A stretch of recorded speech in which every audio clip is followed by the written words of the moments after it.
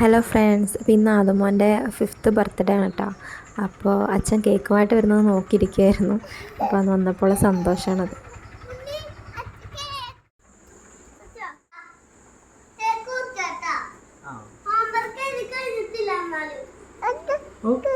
Cake ചേട്ടൻ്റെ happy birthday ആണ്. നമുക്ക് കേക്ക് മുറിക്കണം.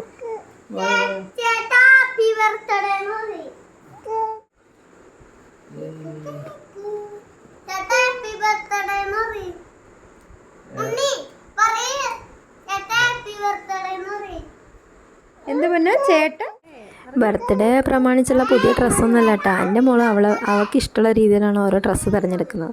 ഇട്ടിരിക്കുന്ന ഷർട്ട് ചേട്ടൻ്റെതും അതിൻ്റെ പുറമെ ഇട്ടിരിക്കുന്ന ഫ്രോക്ക് അവളുടേതുമാണ്. അവൾ തന്നെയാണ് ഇതൊക്കെ ഇടുക.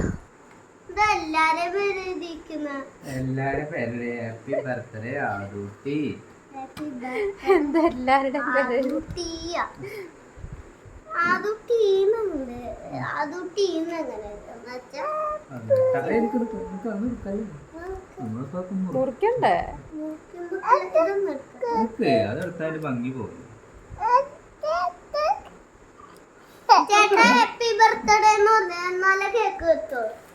കേക്ക് ചിരിച്ചവനാ.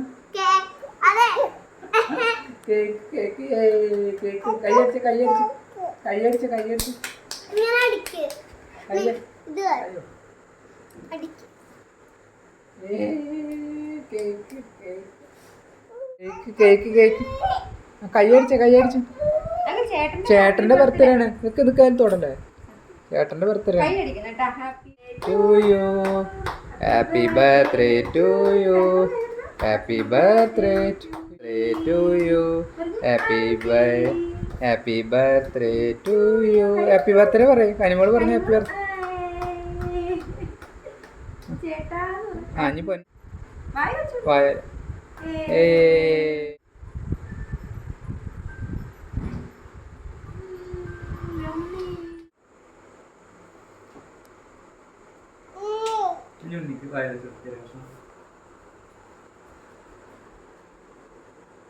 യമ്മി പറഞ്ഞേ ഹനിമോളെ. ഇന്ന് സൺഡേ പിറന്നാളാണ്. അതുൻ്റെ ചോതി നക്ഷത്രം വരുന്നത്. ബർത്ത്ഡേ ബുധനാഴ്ചയായിരുന്നു. അന്നാണ് കേക്ക് കട്ട് ചെയ്തത്.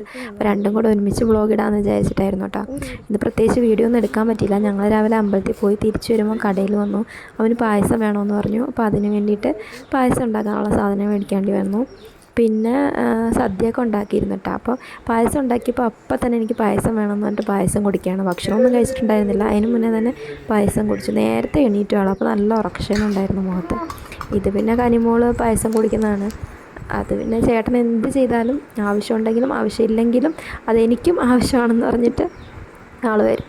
എന്നിട്ട് അവൻ കുടിക്കുന്നത് കണ്ടപ്പോൾ കുശുമ്പ് കയറിയിട്ട് എൻ്റെ മടി കയറി എന്നിട്ട് അച്ഛൻ്റെ നിന്ന് പായസം മേടിച്ച് കുടിക്കുകയാണ്.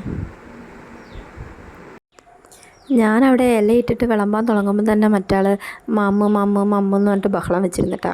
കാരണം ഇലയിൽ കഴിക്കാൻ ആൾക്ക് നല്ല ഇഷ്ടമാണ്. കറുത്തവാവിൻ്റെ അന്ന് ഞാൻ ഇതേപോലെ തന്നെ ഇലയിട്ട് കുട്ടികൾക്ക് മാത്രം സദ്യ കൊടുത്തിരുന്നു. അപ്പോൾ ആൾക്ക് നല്ല ഇഷ്ടമായി. ഒറ്റയ്ക്ക് ഇലയൊക്കെ ഇട്ടിട്ട് ചോറൊക്കെ എല്ലാ കറികളും കൂട്ടി കഴിക്കുന്നുണ്ടായിരുന്നു.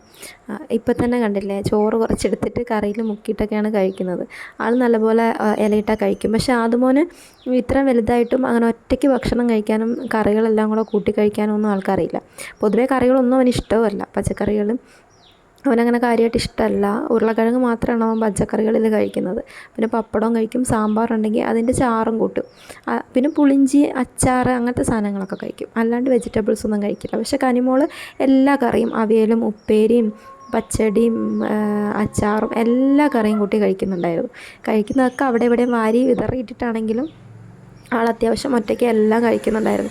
ഞാൻ ഇല ഇടുമ്പം തന്നെ ബഹളം വെച്ചിരുന്നു, മമ്മ്. അപ്പോൾ അവൾക്ക് ആദ്യം വിളമ്പി കൊടുത്തു കറിയൊക്കെ കൂട്ടിയിട്ട്. അപ്പോൾ ഒറ്റയ്ക്ക് അവിടെ ഇരുന്നിട്ട് ഇരിക്കാനും എടുക്കാനും ഒന്നും അറിയില്ലെങ്കിലും ആൾ അത്യാവശ്യം ഒറ്റയ്ക്ക് തന്നെ എല്ലാ കറിയും കണ്ട് അവിയലൊക്കെ എടുത്ത് കഴിക്കുന്നുണ്ടല്ലേ. അവിയൽ എന്ന് പറഞ്ഞിട്ട് അവിയലൊക്കെ എടുത്ത് കഴിക്കും. പച്ചക്കറിയൊക്കെ അത്യാവശ്യം കഴിക്കും. ഇപ്പോൾ ഇത്തിരി കൂടെ വലുതായാലും എങ്ങനെയാണെന്ന് എനിക്കറിയില്ല.